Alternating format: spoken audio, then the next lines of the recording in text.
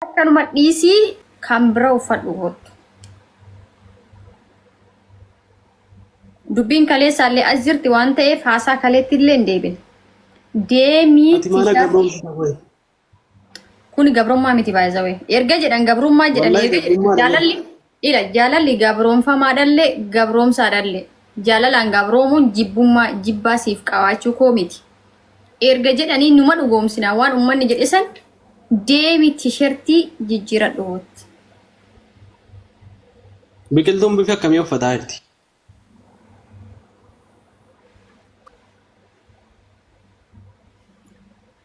Okay. Biqiltuu. وهي السلام عليكم ورحمة الله. وعليكم السلام ورحمة الله وبركاته. جرتا كم نجوما؟ ما قودا. نجا ولا أولتي؟ نجا كوتي والله الحمد لله. بقنا فولتي أمن لنا جرا. جرا كم تولتي؟ أولي والله أمو أسيرتي سياري بردوغا دبتو. Sorry. برا من يو أرجع بس بالبلاد تفتي لي بتقبل بالتالي سيكون ترى.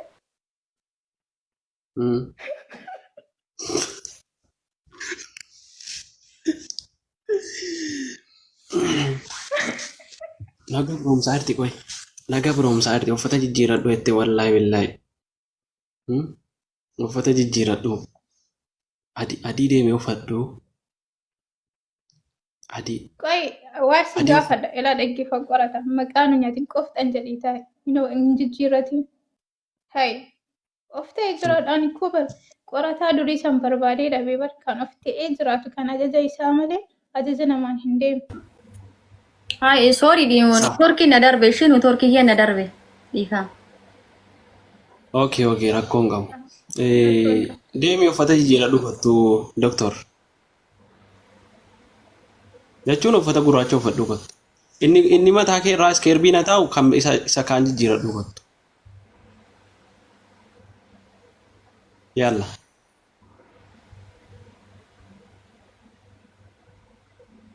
Jechuun hanqofti si ajajamuu miti amma. Ati sinaaf ajajamuu qabda. Wallahi isa dhugaatii bar. Deemii inni mataa kee irraa taa'u isa kana yoo na jaallatte laal.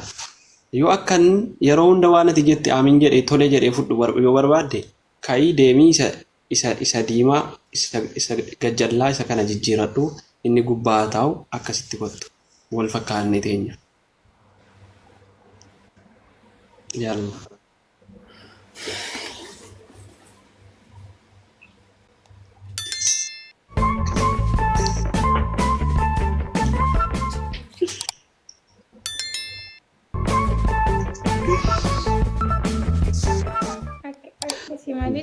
Angootaan ta'u guyyaa tokko qoy hin jijjiirsiisu an guyyaa tokko dhugaa dubbachuu. Atis gootu ta'uun qaba malee.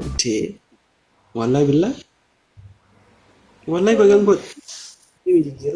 Qoy biqiltuu. Isa hidhaa isaan geesseetti. Xumuruun kaanii. Xumuree jechuun waa xiqqoo si qofanaaf. Wallahi jedhe.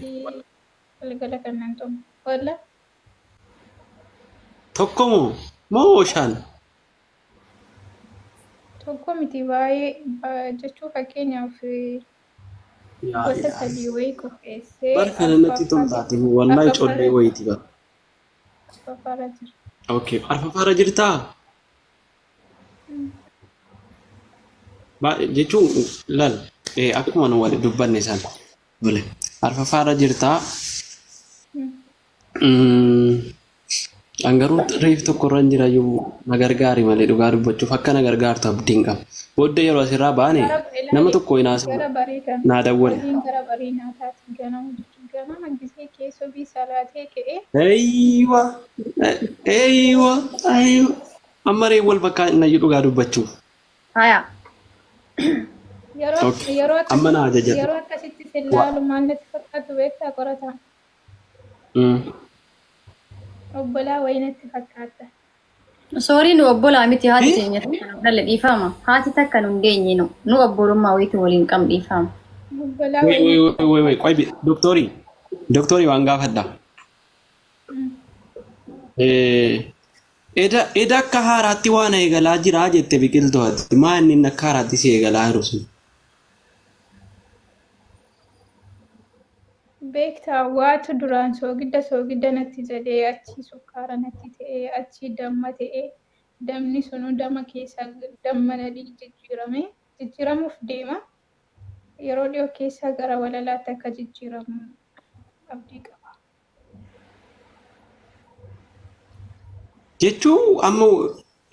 Jechuun waan reefnatti dhaga'amaadha yeroo jettu dhugaa dubbachuuf miira akkamii keessa kan seene hin beeku jechuun miira gaafa siin jedhu mucaa kana waan jedhee nan arrabse moo yookaan haamilee siin tuqe moo miira tuqamoo haamilee siititti dhaga'ame moo miira akkamiiti isa jedhu baay'ee giraa na gabbaa ture dhugaa dubbachuuf. Ati takkaa namiitii hin beektu. Jechuun miira ammas taanaan dhugaa dubbachuuf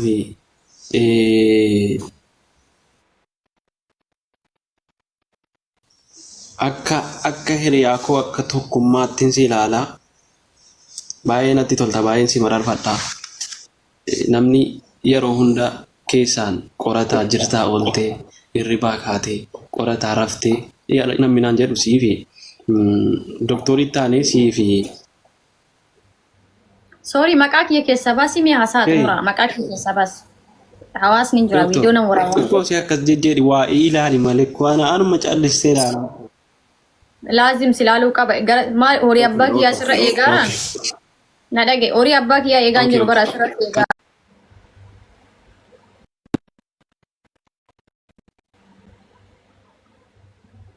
Okay. Nan gabroomsi rabbii fedhi. Wallahi na gabroomsaati. Uffata dhaga'i. Gabrummaa kana amma daqiiqaa muraasa booda ishee wajjin turre dhiifa manaa godhiitii biqiltuu wajjin turre hiriyaa tan ta'e jechuudha taani hojii waliin hojjetan. Na gabroomsaa hin gabroomsitaa miidiyaa irratti jecha hin gabroomsa jedhu dhagahaa naan jette. Miidiyaa irratti jecha deddeemuu wayiitu jira ni gabroomsitaa. Kan jedhamu deemaa ture sagalee isaan kan bahee jirutu citee miidiyaa irraa narra dhufee jette takka jedhe. Gabroomsuu kana nu kan beenyu nama affanuu yookaan gabrummaa waan baay'eedhaan jira. Ati immoo gabroomsuu kanarree ishii atu na gabroomsite kunoo deemi na ajajje siif ajajame yeroo baay'ee jecha nama bira naan jettuuf jecha namaan adda naan jettu otoo adda goote. Amma keessattuu ishee biratti mucayyoo kan biratti gabroomsuu kan irra deddeebitee bara soorii Oromoon balleessi. Ishii. Tole. Jechuun isa Dhugaa amma erga tole itti fufi biqiltu. Itti fufi. Amma dhugaa dubbachuuf gara akka qoosaarraa gara dhugaatti ceena waan eda dubbataa turre anaa fi doktor biqiltuu isa dhugaa dubbadhu amma walaloo wajjin eegalle ati meeqa afaan akka jirtu meeqa akka geessi meeqa akka gahe hin beektaa. Walumaa gala xumurameera jedhamuun. Kana xumurree cufne gara biraatti haasofna waan biraa haasofna. Ani walaloo wajjin eegale wajjin xumuru malee hin dhiisuu biqiltuudhaan haasa'us hin dhiisuu walaleessuus hin dhiisuu. Yoo walaleessuu wajjin nan dhiisa ta'e isa qabne xumurree kaanaan jedhe. Ati walaloo wajjin jalqabne kana gidduudhaan kutee yookaan immoo bakka kee akkan doktora buusee doktoraa wajjin hojjedhu hin eeyyamtaa?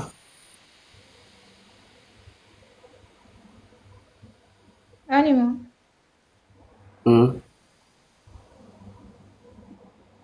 Jechuun walaloo isa qopheessaa jiru kana qopheessinee kaan qopheessinee jira kaan qopheessaa jiraami.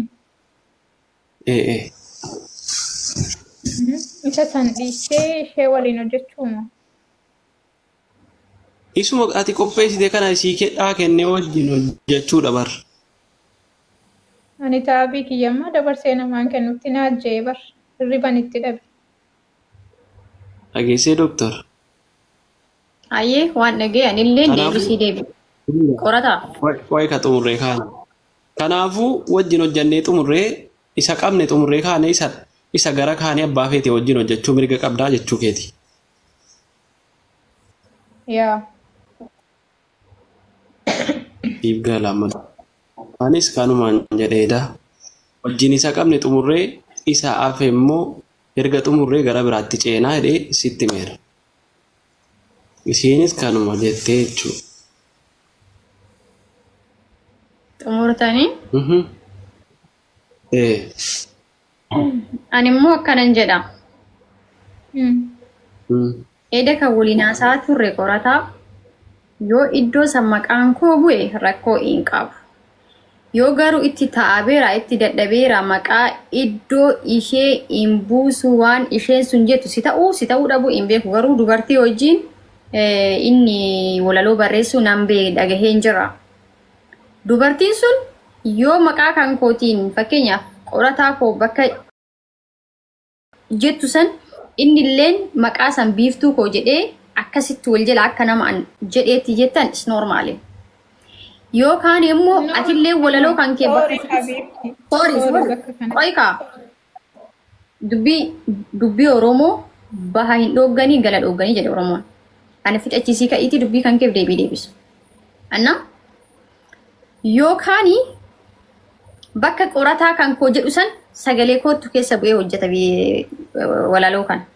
Takkii dammoo atilleen bakka kan kee keessaa fudhattee bakka si ibsu innilleen bakka ofii keessaa fudhatee adda addatti immoo innummaan dhalaa faarsee dhalaan isa faarsitee walaloo miti wanti fedhamaaf quraana rabbii seetamoo waan kana kaarra ciccitu ati qorataa hin dhiisu baffisu neeyyamu.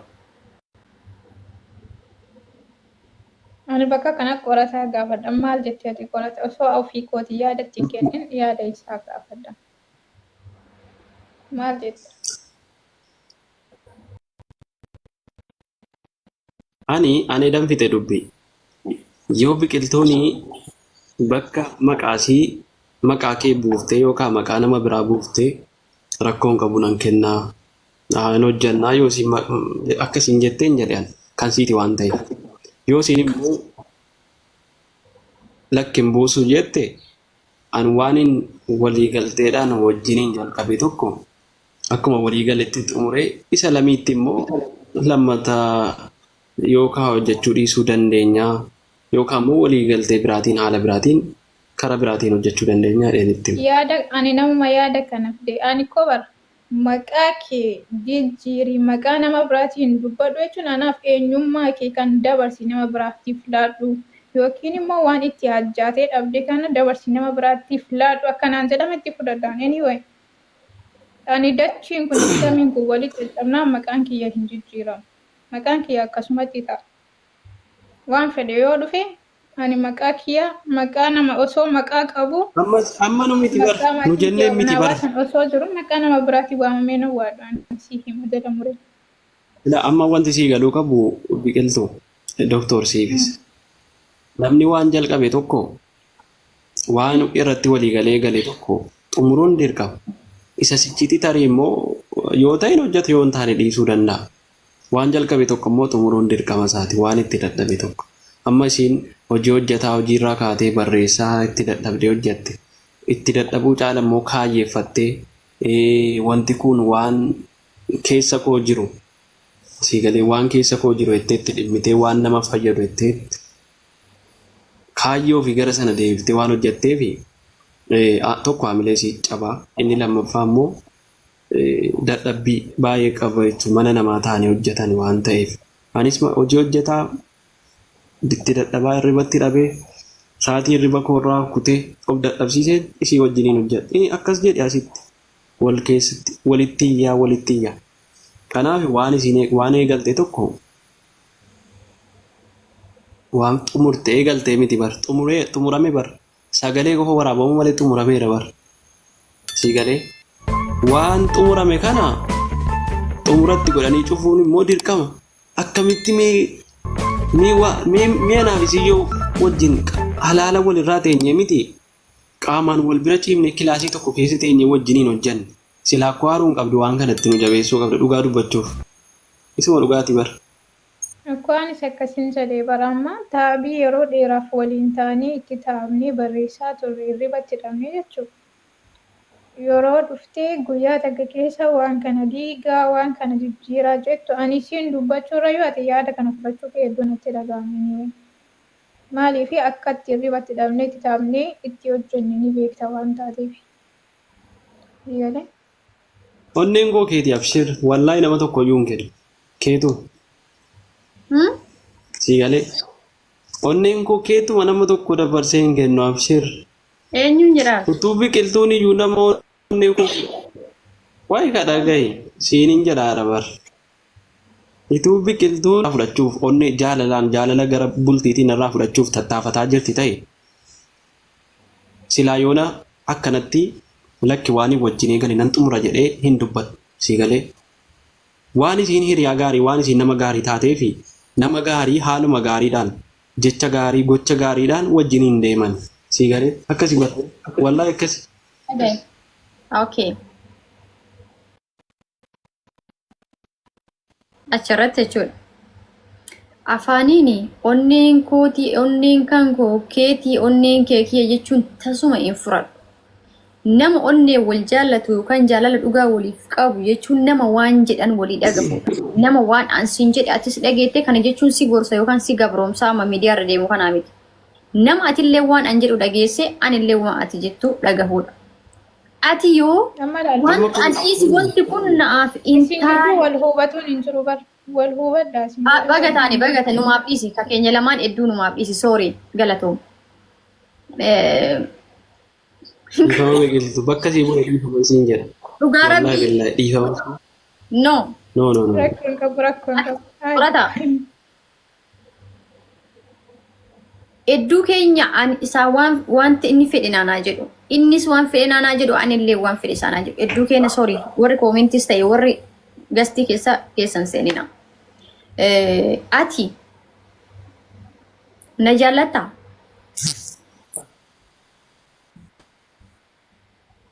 Degama na jaallataa? Reebna gaafattaa mee rabbii fedhi reebna gaafattaa akkan si jaalladhu. Qaata durii kaaftee beekta bar. Waan si gaafadheef hin qaba. Sin jaalladha. Jaalala maalii na jaallatta? Kun gaafii maalii qaba? Jaalala haadha manummaa abbaa manummaa jaalala bultii. Okay. Obboleettii keenya kana ni jaallattaa? Eenyuun biqiltuu? Nan du'aaf. Jaalala kamii? Okay. Kamiin duutaaf? Jaalala obbolummaa jaalala hiriyummaa. Okay. Hiriyaadhatu caalamoo haadha manaattu namaa caala?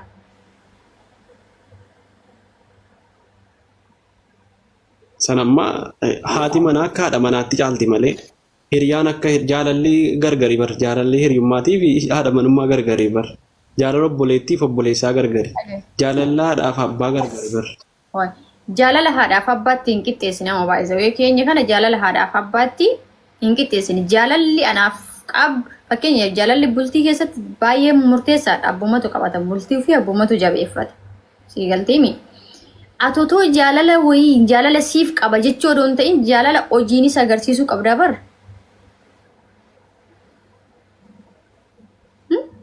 Doktor waa tokko sitti hojii ishii waliin bakka an hin fedhu dhalaa waliin sagalee kan kee yenii qoonjoo munaam jettanii bareedduu koo ansiif du'a onnee koo siif baasee kenna laphee koo kalee koo tiruu koo wal keessaa baaftanii ka fudhattanii walii walaleessatan san takkii walaloo santu hafa takkii walaloo santu maqaa jijjiirama laas.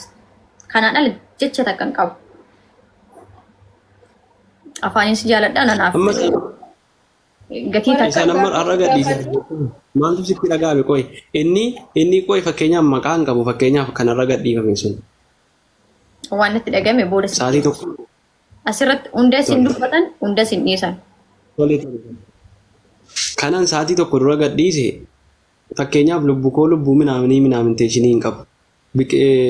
Biqiltuu koo wanti jedhu hin jiru qorataa koo wanti jedhu hin jiru achi keessa.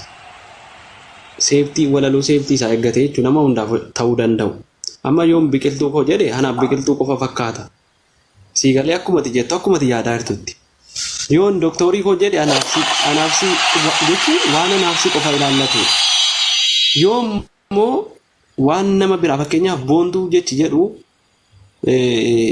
boontuun akka sabboontuu yoo jenne sabboontuun ijoollee Oromoo shamarran Oromooti. Sabboonaan dhiirota Oromoo bakka bu'a sabboonaan. Kanaaf maqaa namoota baay'ee ibsuu danda'u fudhanna malee maqaa qorataa jedhu hin fudhannu sitti. Maqaa biqiltuu jedhu yoo biqiltuu nama dhugaa dubbachuu fakkeenyaaf biqiltuun namni biqiltuu nama jaallata jechuun biqilaa biqiltuu jechuun biqilaa yeroo biqiltuun bareeddi. Biqilaa sanaa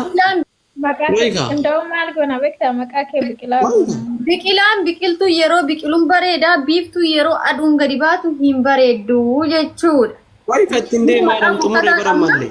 Isin maqaa bareeda wal bira qabdanii no ani soban fira andaa yoom caalaa okay otoo ana ta'e. Wallahi xumuree ammallee